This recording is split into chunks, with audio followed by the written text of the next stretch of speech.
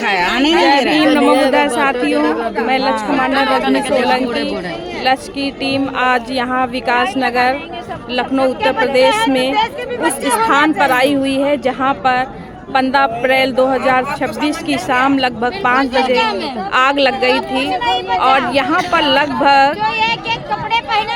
1000 झुग्गी झोपड़ी थी, ऐसा यहाँ पर रहने वाले लोग बताते हैं। और सारी की सारी झुग्गी झोपड़ी जल गई, इन लोगों के रहने का आशियाना जल गया, घर बिस्तर राशन पानी कपड़े लत्ते खाने पीने का सामान बर्तन गैस सारा का सारा जल गया, कुछ भी नहीं बचा है। और ये देखिए ये रोती बिलखती ये महिलाएं हैं, सरकार को चाहिए कि इनको राहत सामग्री दें, इनकी ज़रूरत की चीज़ें यहाँ तक पहुँचाएं। लेकिन अफसोस कि सरकार जो है मूक दर्शक बनी हुई है और इन लोगों के लिए 2 शब्द तक नहीं बोली और इस घटना स्थल पे भी नहीं आई। आप देख सकते हैं मेरा पूरा कोर्स जल गया है। आपका पूरा कोर्स जल गया है। किस क्लास में बेटा? देखिए बच्चा कह रहा है कि मेरा पूरा कोर्स जल गया है, सारी कॉपी किताबें ड्रेस वगैरह सब जल गई है। पढ़ने वाला बच्चा है, बताइए अभी स्कूल चल रहे हैं, कॉपी किताबें सब बच्चों की जल गई हैं। बहुत ही दुखद घटना है।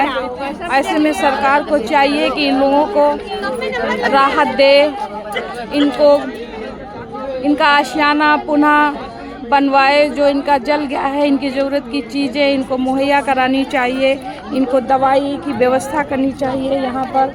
लेकिन ऐसा कुछ भी यहाँ पर इन लोगों के लिए व्यवस्था नहीं हो पाई है। लोग रोते बिलखते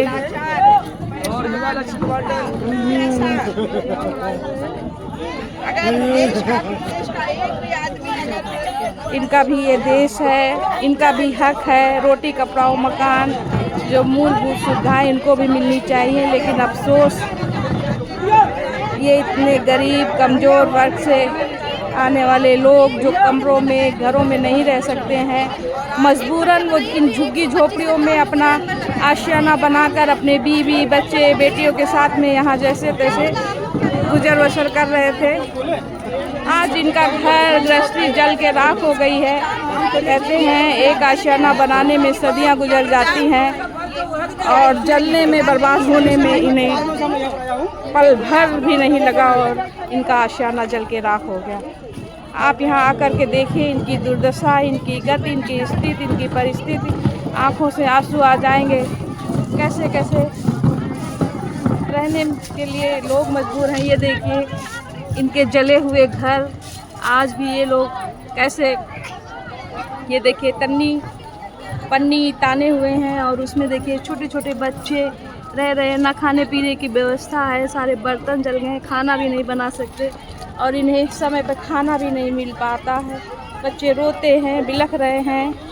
कुछ जिनके अंदर अभी भी इंसानियत जिंदा है वो लोग यहाँ आते हैं, सुबह शाम आते हैं और खाना पानी ज़रूरत की चीज़ें यहाँ दे जाते हैं।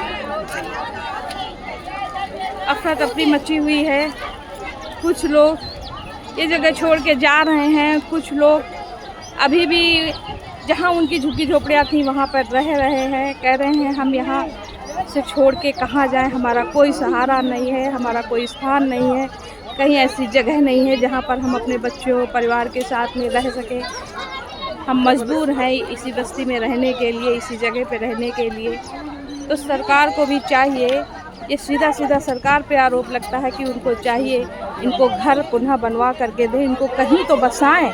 आखिर ये भी तो इंसान है, इनका भी तो हक इसी धरती पे है, वो भी तो यहीं पे जीवित रहेंगे, जिंदा रहेंगे।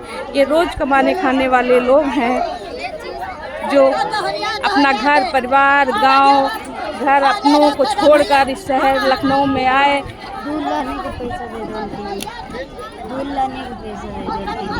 देखिए बच्चे हैं, खाने पीने की चीज़ें मांग रहे हैं। हम लोग भारतीय स्वामी संगठन लक्ष्य से हैं, कुछ खाने पीने की चीज़ें लेके आए हैं। क्या कह रही हो बहन?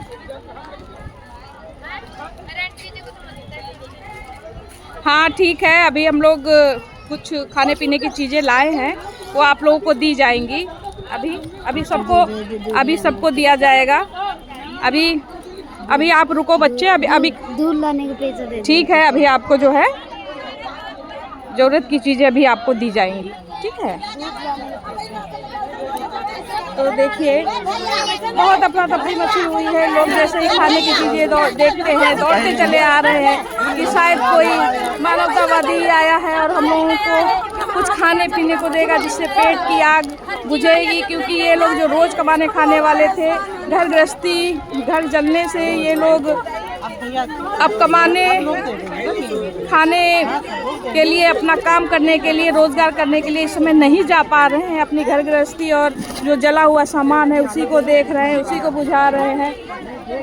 तो साथियों बहुत ही दुखद घटना है, यहाँ पर आप आएंगे तो रो देंगे, ऐसी घटनाएं यहाँ पर हुई हैं। इनका दर्द, इनकी तकलीफ़, इनकी पीड़ा, इनका दुख देखिए कैसे झलक रहा है। लोग बिलख रहे हैं, रो रहे हैं, मांगने पे मजबूर हैं। जो कमाते थे, खाते थे, रोजगार करते थे, आज वो लोगों को देखकर उनसे मांगने के लिए मजबूर है। वो अपनी रोजी रोटी के लिए उस जगह पर नहीं जा पा रहे हैं जहां वो अपना छोटा मोटा काम धंधा करके कमाते खाते थे।